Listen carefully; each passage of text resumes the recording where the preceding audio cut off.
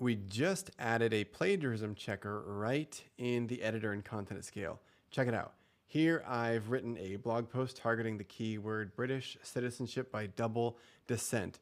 I've taken a look and I've even added this section here from existing content. What do I mean by that? I mean, I can go to research and actually look at content that is ranking for this keyword right now. It's actually published and ranking.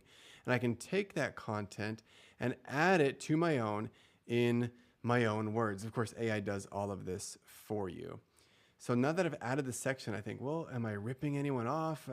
Let's see if it's plagiarized, right? So I'm going to do a plagiarism check for really the whole post, not just that section. Let's see what happens. All right, 0% plagiarism found, 0 results found, 100% matched. Identical phrases, 0%. Minor changes needed, 0%. This post is 100% unique. Again, the way that you do that is click on, once the post is created, go down here and click on research and click on plagiarism and do the scan.